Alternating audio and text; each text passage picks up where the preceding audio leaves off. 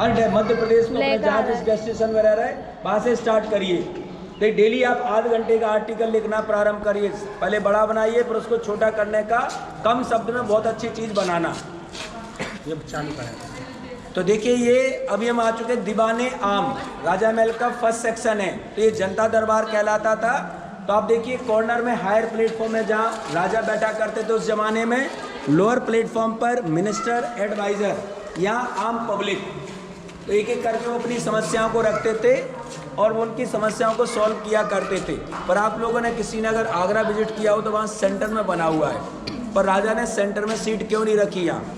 उनका रीज़न ये कि हो सकता है कोई कमांडर, एडवाइज़र, जो मैटर्स हम सॉल्व करने वाले उनमें वो इन्वॉल्व हो, तो हम फेयर जस्टिस नहीं कर सकते, इसलिए उन्होंने कॉर्नर में सीट रखी। उस जगह कर्टन्स होते थे, पर्दे लगे होते थे, तो सिर्फ आम जनता और राजा ही फरियादी आमने सामने होते थे, इसीलिए इसको कॉर्नर में सीट रखी गई। अब आप देखिए सीलिंग पर देखिए फ्रेस्को पेंटिंग है। हाँ। Fresco is an Italian word of freschi, और ये mural, lime, ball, plaster painting कहलाती है।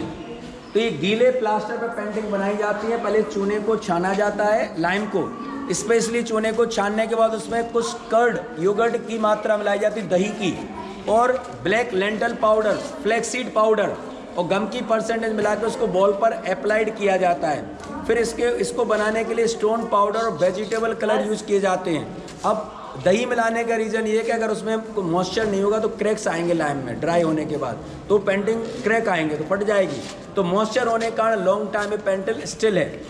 तो उसमें 6 बेसिक स्टोन पाउडर यूज़ किए गए, 2-3 कलर मिलाएंगे, उससे नया कलर क्रिएट हो जाएगा। जैसे मान लीजिए लाल कलर बनाना हो तो रेड सैंडस्टोन पाउडर, लाल पत्थर का पाउडर, गुड़हल के फूल का रस, हिबिस्कस फ्लावर पिगमेंट, उसके साथ मिक्स करके फिर उस गीले प्लास्टर उसको ड्रॉ किया गया। 3D लेयर में पेंटिंग बनाई जाती है। अब इसके अंदर जो बिल्डिंग में मटेरियल यूज़ किया गया, इसको बनाने के लिए थिन ब्रिक का पाउडर, जिसे कहा जाता है सुर्खी, पतली जो ईंट होती है जिसे लाहौरी ब्रिक कहा जाता है, उसको ग्राइंड किया गया और उसमें चूना, अब जानते हैं अब लाइम, भुजा हुआ चूना, कौन पढ़ता साइंस, बताइए फॉर्मूला किसको आता है, किसी में संबंध?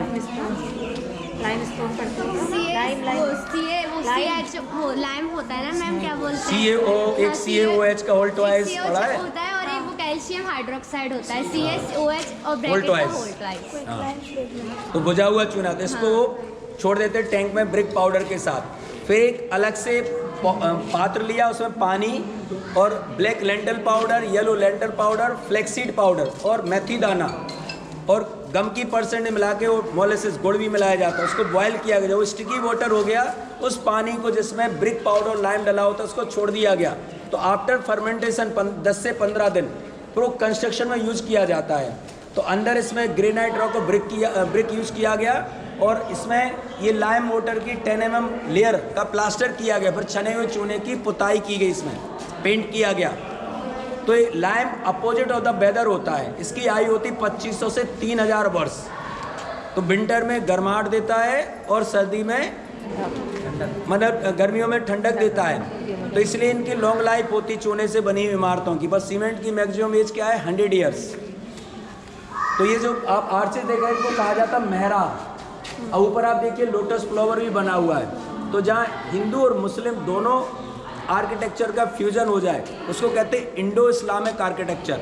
आप सीलिंग पे देखिए 2 प्रकार की पेंटिंग है, flower and leaf design are Muslim style painting, animal figure are Hindu style paintings.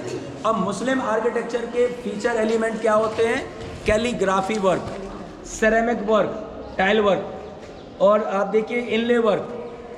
Inlay work क्या कहलाता है, जिसे पीटा डेवरा वर्क भी कहा जाता है। ताजमहल पे बहुत सारा मार्बल को काट करके इनले वर्क किया गया, पे लिखी हुई है चीजें ढेर। हाँ, और उसके आप ऊपर देखेंगे आप सीलिंग पे गुम्बद जो मिलेगा आपको, डोम, फ्लोरल डिजाइन, ज्योमेट्रिकल पैटर्न्स और आपको आर्चेज, ये इस्लामिक आर्किटेक्चर के एलिमेंट हैं।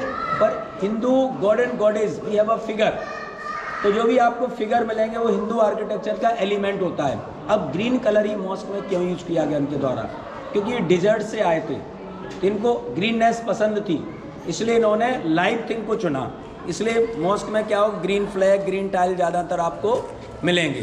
तो यानी दोनों सभ्यता का यह मिश्रण दर्शाएगा, हिंदू और मुस्लिम, क्योंकि मिडिवल पीरियड में मुगल भी ग्रो कर रहे थे अपने पावर में और बुंदेला। पर मुगलों ने यहाँ 54 टाइम अटैक किया, 54 बार ओरछा पर अटैक किया, पर बुंदेलाओं को कभी वो डिफीट नहीं कर पाए। कहीं ये कमज़ोर हुए तो कहीं मुगल, तो दोनों ने एक दूसरे से अलायंस बना लिया, पे the tax. But south India जो भी सुरक्षित है बुंदेलाओं के कारण है। आगरा से स्ट्रेट वे रास्ता था। जो तंजौर डायनेस्टी के मोनूमेंट हैं साउथ इंडिया में आज भी वहाँ सुरक्षित, अपने यहाँ से बहुत सुंदर ज़्यादा मोनूमेंट है वहाँ। ठीक है, कोई क्वेश्चन हो किसी को तो पूछ सकते हैं। क्या पूरा बुंदेला डायनेस्टी, तो बुंदेलाओं ने यहाँ रूल किया 1501 से 1783 1783 तक। उस पीरियड में 19 हिंदू किंग्स, 19 बुंदेलाओं ने रूल किया है। तो बुंदेला डायनेस्टी के अंतिम शासक थे यहाँ के महाराजा विक्रमजीत सिंह, जिन्होंने अपनी राजधानी 1783 में ओरछा से टीकमगढ़ शिफ्ट कर ली। बाढ़ का प्रभाव रहा, सूखा, तो टीकमगढ़ मोर फर्टाइल लैंड है, यहाँ हिली एरिया होने का उपजाऊ ज़मीन कम है, इसलिए वो मोर एग्रीकल्चर एरिया की ओर मूव कर गए। और 1812 में उन्होंने अंग्रेज़ों के साथ ट्रेटी कर ली, एक टैक्स की ट्रेटी हो गई कि हम इतना टैक्स आपको देंगे। और जब भारत आज़ाद हुआ तो सरदार वल्लभ भाई पटेल जी के सामने चुनौती थी 565 रियासतों को मिलाने की, 565 डायनेस्टी को, जिसमें से बुंदेला डायनेस्टी एक थी। तो उसी समय वो वीर सिंह महाराज सेकंड हुए टीकमगढ़ में, फर्स्ट हुए ओरछा में। तो 1930 से 1950 तक उनका रूलिंग पीरियड था। तो जब मिलते 1 जनवरी 1948 को उनसे कहा कि आपके पास 3 जगह हैं, गरकुंडा और ओरछा टीकमगढ़, कोई एक जगह अपने पास रख लो या फिर इंडियन गवर्नमेंट के साथ लड़ने के लिए तत्पर रहो।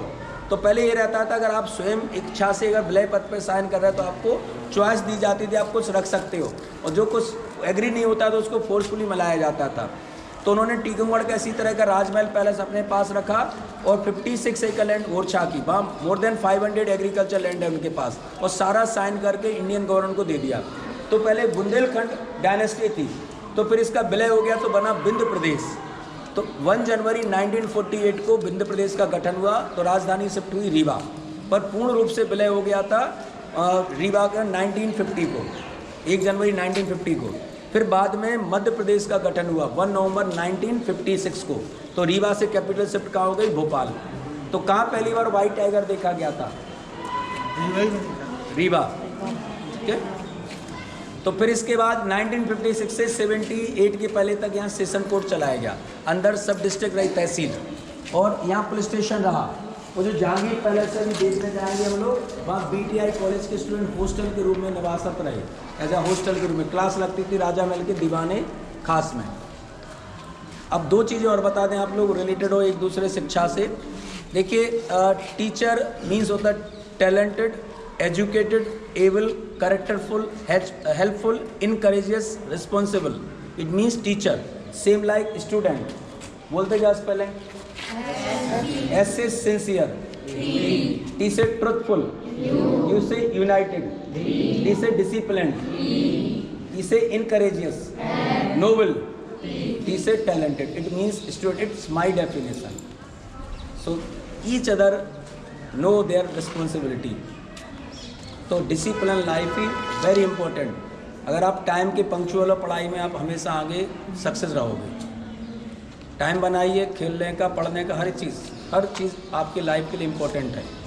ये आपके लिए हिस्टोरिकल टूर है जो सर लोग, टीचर लोग लेके आ रहे हैं, ये आपको बहुत सारी चीज़ें प्रेरणा दे रहे हैं। तो आप कहीं भी जाइए, अब जैसे हमें कहीं भी किसी मोनूमेंट पर लिखना नहीं है, कहीं भी हमें खरोंचना नहीं है, कोई लिख रहा तो उसको भी रोकना है, कहीं कोई डस्टबिन में कचरा डाल रहा है तो उसको रोकना है, कहीं फेंक रहा बाहर तो डस्टबिन में डालने के लिए कहिए। ये हमारे लिए एक सीख भी हिस्टोरिकल, दूसरे के लिए और हमारे लिए भी। ठीक है, थैंक यू सो मच। हम लोग चलेंगे दीवाने खास देखेंगे, फिर इसके बाद लिविंग सेक्शन ऊपर जाएंगे थोड़ा, फिर चलेंगे जहांगीर पैलेस जो ओरछा का सबसे सुंदर महल है।